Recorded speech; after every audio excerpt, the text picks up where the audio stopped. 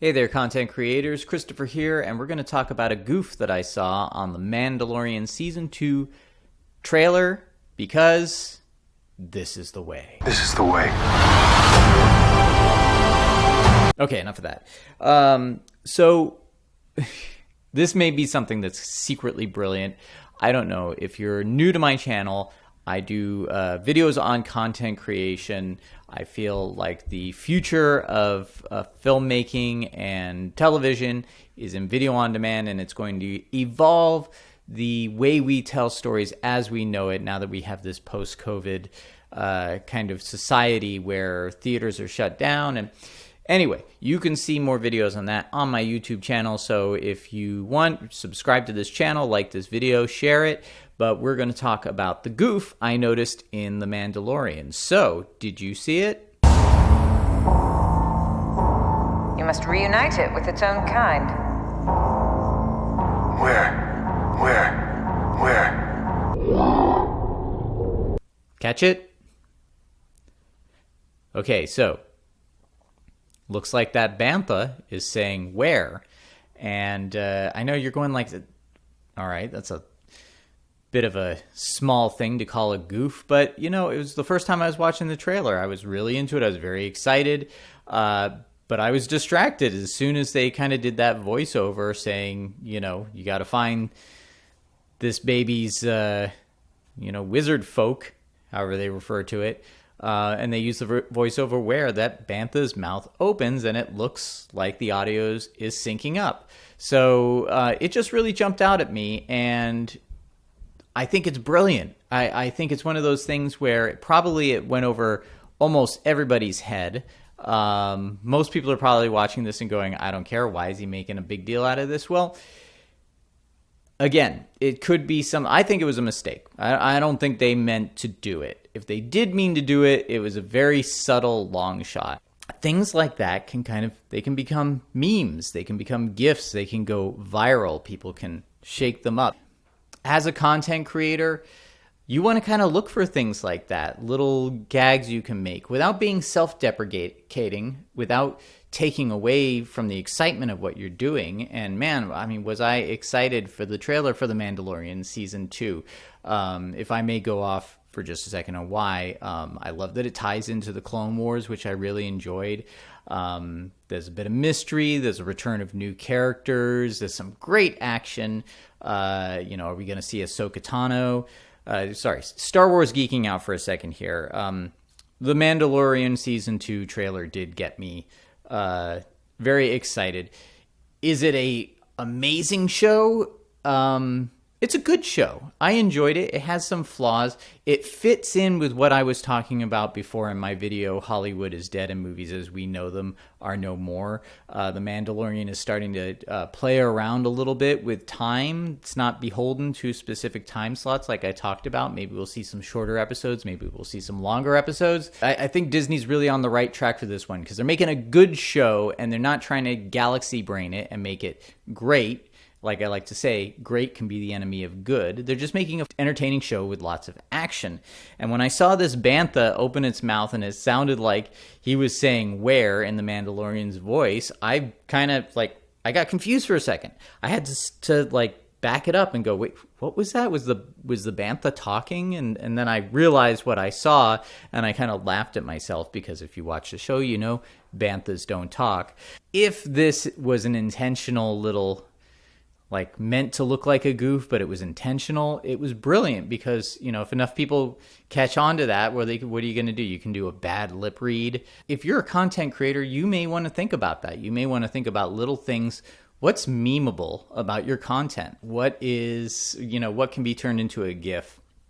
What can be turned into a little moment that people use again and again? Like, you know, was a Louder with Crowder change my mind GIF or meme. Mandalorian already kind of has a meme with the "this is the way." I love saying "this is the way." Yeah, so was it a goof? I don't know. Tell me what you think. I'm definitely looking forward to seeing if I'm right because I've predicted things before and people have said, "Hey, you're an idiot. Why are you paying attention to this? Or why do you think this? You don't know what you're talking about." And then I was right.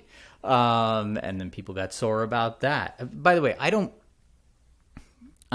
I like being right, of course, but I'm not saying these things out of like, hey, look at me, I'm this big important person in the future of content creation. I'm just watching the market, and I see all these little things. I see how the internet responds to just little moments like that. It could be a single frame, like with Nicolas Cage. Someone takes a single frame out of a Nicolas Cage acting moment, and suddenly that's a meme, and everyone knows it. Or John Travolta in Pulp Fiction looking back and forth. Baby Yoda is a meme. I think if these marketing people are so clever as to look for little stuff like that, and that, again, this one might be a long shot. I'm not sure. I don't know. That little goof, it just stood out in my mind, and it really got me thinking, how do you meme your own content? How do you make memeable content? Because this is an important thing to content creation. Memes are the language of the internet, and the internet is such a big part of how people consume content, whether it be, YouTube or video on demand. Everybody that is successful in this day and age is speaking the language of the internet. They know how to meme. They know how to make jokes. And it's the people who overthink memes, add polish or make them too professional or something like that. They're the ones that seem to have the least success. Memes happen organically, but if you speak the language long enough, you start to kind of, get the timing of them. You start to understand the jokes. So this video might be memeable. I might be saying completely stupid stuff, but it just, I don't know. I saw that and it just stuck out, and it made me wonder, was it a goof? Or was the Mandalorian season 2 actually kind of working on a subliminal level that the people creating it, they realize what they're doing? I can't imagine sitting in the edit bay for that trailer and watching it over and over again and not noticing that the bantha opens its mouth right at the exact time that the Mandalorian's voiceover asks where, making it look like the bantha's talking. It just, I don't know. It seems like, am I crazy? Am I tinfoil hat? Is it conspiracy theory? I just had to get it out there. I had to get it off my chest, out of my mind. And let me know what you think. Am I crazy? Am I really looking into things that just aren't there? Thank you for listening to me rant. Again, like this video, share it, leave a comment, subscribe.